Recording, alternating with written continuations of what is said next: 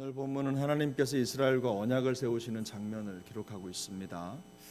언약은 피로 이루어졌는데 고대 사회에는 언약을 세울 때 짐승을 잡아서 가르고 그 피를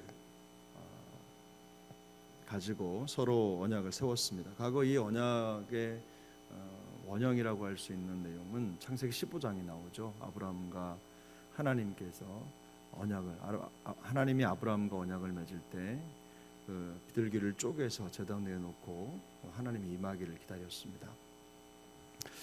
이 언약 관계를 통해서 또 하나님과 이스라엘 백성들이 언약 관계를 맺어갈 때 그 핵심이 뭐냐면 하나님이 이 관계를 피로 맺은 관계로 정의를 하십니다.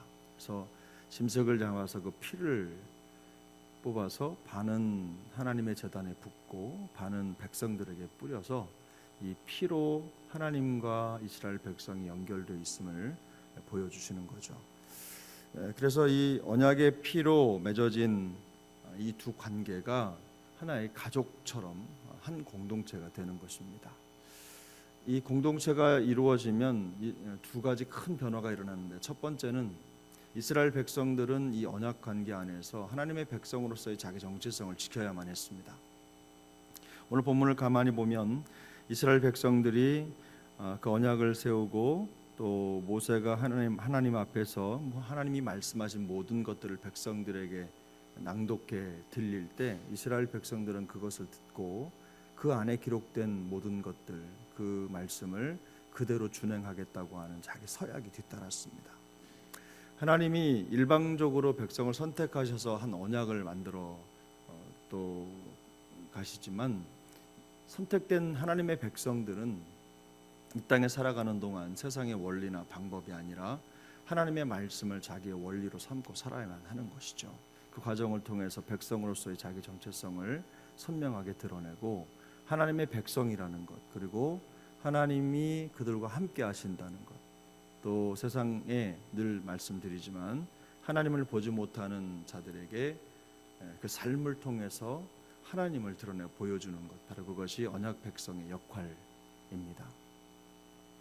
또 한 가지는 이 언약 백성들에게 큰 변화가 일어나는데, 큰 변화, 관계의 변화가 일어나죠. 오늘 본문 1절을 보면 하나님이 이스라엘 백성들을 불러서 경배하게 하시는데, 거기 보면 24절 맨 끝에 있는 단어 멀리서 경배하고 라고 하는 표현이 있죠. 멀리서 경배하고. 그런데 2절에 보면 모세에게만 허락된 게 있습니다. 그것은 모세만 여호와께 가까이 나아갈 수 있었습니다.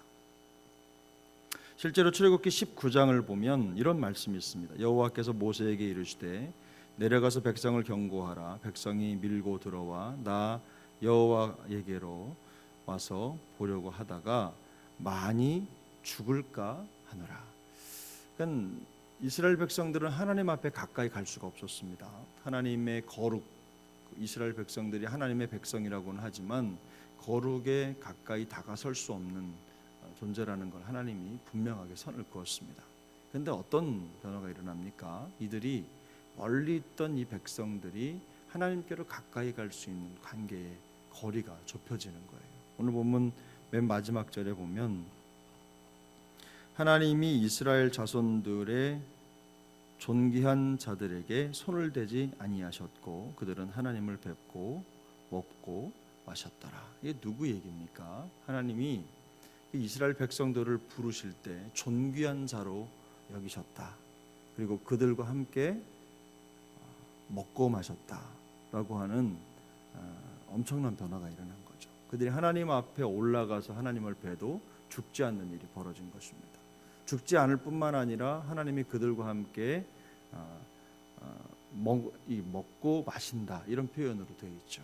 여기 이 내용이 소위 우리 신약에서 우리가 성경을 읽을 때 하나님의 백성들, 구원받은 하나님의 사람들을 하나님이 우리를 받으시고 자녀로 삼으시고 하나님의 권속으로 받아주신다고 말씀하시지 않습니까? 바로 그 관계를 말하는 것입니다. 엄청난 변화가 일어난 거죠.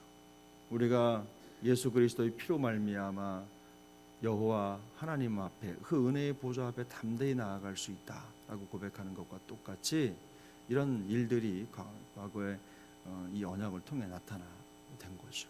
이것을 그대로 옮겨서 예수 그리스도를 통해서 우리에게 이루어진 구원이 그걸 표현하고 있는 겁니다. 성경의 신약 성경을 보면 이런 표현들이 있습니다. 로마서 5장을 보면 곧 우리가 원수 되었을 때에 그의 아들의 죽으심으로 말미암아 하나님과 화목하게 되었은즉 화목하게 된 자로서는 더욱 그의 살아나심으로 말미암아 구원을 받을 것이니라. 그뿐 아니라 이제 우리로 화목하게 하신 우리 주 예수 그리스도로 말미암아 하나님 안에서 즐거워하느니라. 이 말씀대로 여기 우리 안에 놀라운 화목의 역사가 일어난 거죠. 계속해서 에베소서 2장 13절을 보면 이제는 전에 멀리 있던 너희가 그리스도 예수 안에서 그리스도의 피로 가까워졌다 이렇게 말씀합니다. 멀리 하나님과 교제할 수 없었던 존재가 하나님 앞에 서서 죽을 수밖에 없는 존재가 하나님과 함께 먹고 마시며 새로운 관계를 이루어갈 수 있는 존재가 되었다는 것입니다. 이것이 구원의 능력인 줄 믿습니다. 예수의 피로 이루어진 그 구원의 은혜가 바로 이런 것입니다. 사실 주님께서 우리에게 이루신 일들이 이렇게 크고 위대하지만 정말로 많은 사람들이 이 구원의 감격과 기쁨을 누리지 못하고 살아가고 있죠. 그런 걸 누리지 못할 때 우리가 어떻게 해야 됩니까? 그걸 누리지 못하게 하는 우리 안에 어떤 걸림이 있다면 그런 것들을 제거하고 또 주님이 우리에게 이루어 주신 이 놀라운 이 구원의 감격을 누리기 위해서 우리가 방법을 찾고 항상 그리스도 안에 있음을 기뻐하고 감사할 수 있도록 우리 환경과 여건을 만들어가는 것도 참 중요합니다. 우리 그리스도인들은 하나님 안에서 화목하도록 부름받은 사람들인 줄로 믿습니다. 그리스도와 주님과 우리가 화목한 삶을 살아가고 그 기쁨과 감격을 우리 세상 사람들에게 알려주는 것이죠.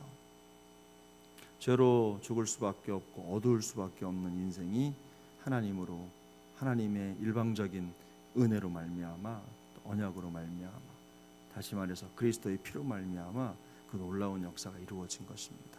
우리가 별로 겉으로 볼 땐 세상 사람들과는 다른 것 같지 않아도 우리 안에 이루어진 구원이 이런 것입니다.